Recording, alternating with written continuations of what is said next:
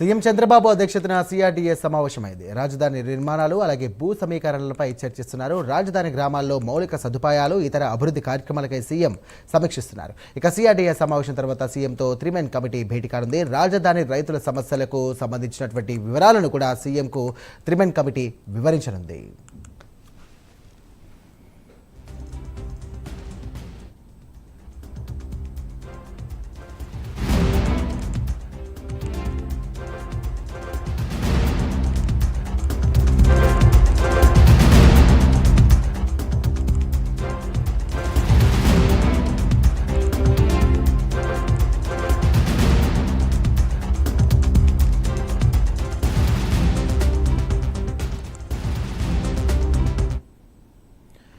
Breaking చూస్తున్నాం. CM Chandrababu అధ్యక్షతన CRDA సమావేశమైంది. రాజధాని నిర్మాణాలు భూ సమీకరణలపై చర్చిస్తున్నారు.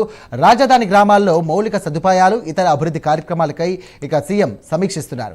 సిఆర్డీఏ సమావేశం తర్వాత సీఎంతో 3 మెన్ కమిటీ భేటీ కానుంది. రాజధాని రైతుల సమస్యలకు సంబంధించినటువంటి వివరాలను కూడా సీఎంకు 3 మెన్ కమిటీ వివరించనుంది. ఇదే అంశానికి సంబంధించి మరిన్ని డీటెయిల్స్ అందించడానికి మా కరెస్పాండెంట్ శ్రీహరి సిద్ధంగా ఉన్నారు. శ్రీహరి, చెప్పండి.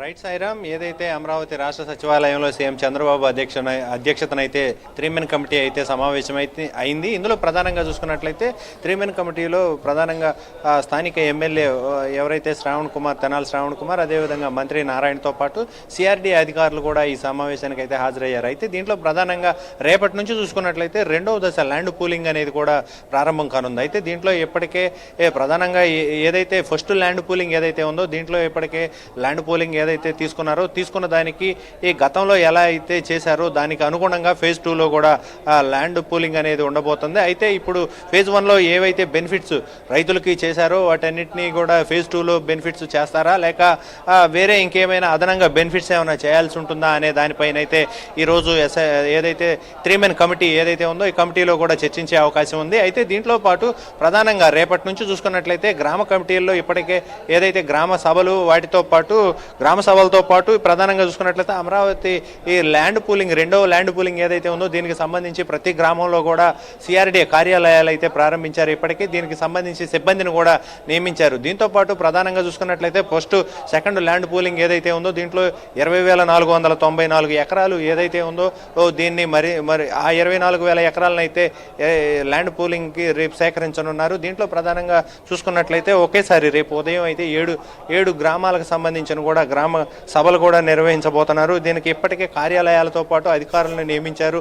ఏదైతే మొత్తం మీదగా చూసుకున్నట్లయితే గ్రామ సభల్లో రైతులు ఏవైతే తమ సమస్యలు వారికి కావలసిన డెవలప్మెంట్స్ ఎలా ఉండబోతుంది అనే దానిపైన వారిని మెప్పించి వారికి సంబంధించిన ల్యాండ్లు ఏవైతే ఉన్నాయో వాటన్నిటిని కూడా భూసేకరణ చేస్తూ గతంలో ఏవైతే బెనిఫిట్స్ ఇచ్చారో ఆ బెనిఫిట్స్ని ప్రస్తుతం కూడా వారికి కేటాయించాలి అని చెప్పని రాష్ట్ర ప్రభుత్వం నిశ్చయించింది. అయితే దీంట్లో ప్రధానంగా రైతులు ఏవైతే సమస్యలు పెద్ద ఎత్తున చెప్తున్నారు అనే దానిపైన ఫోకస్ చేసి ఏవైతే పెద్ద ఎత్తున ఫేజ్ 1లో చూసుకున్నట్లయితే గ్రామ కంటాలు లేదంటే ఇరిగేషన్ భూములు, అదేవిధంగా రెవెన్యూ భూములు, ఎండోమెంట్ భూములు, కొండ పోరంబోకులు ఇట్లాంటి అసైన్ ల్యాండ్లు ఏవైతే పెద్ద ఎత్తున సమస్యలు తలెత్తాయో ఆ సమస్యలన్నిటినీ కూడా త్వరితగతిన పరిష్కరించుకుంటూ వాటన్నిటినీ కూడా రైతులతో పాటు అటు అధికారులు ఇటు నాయకులు అందరూ కూడా మమేకం అవుతూ ఎప్పటికప్పుడు ఆ సమస్యలన్నింటినీ పరిష్కరించుకుంటూ ముందుకు తీసుకువెళ్లాలని చెప్పని ఎప్పటికే అధికారులకు అయితే సీఎం చంద్రబాబు సూచించారు. దీంతో పాటు ఎప్పుడైతే సిఆర్డీఏకి సంబంధించిన దాంట్లో ప్రతి 15 రోజులు కూడా సీఎం చంద్రబాబు ఇన్వాల్వ్ అయ్యి వెంటనే వాటిని పరిష్కరిస్తామంటూ కూడా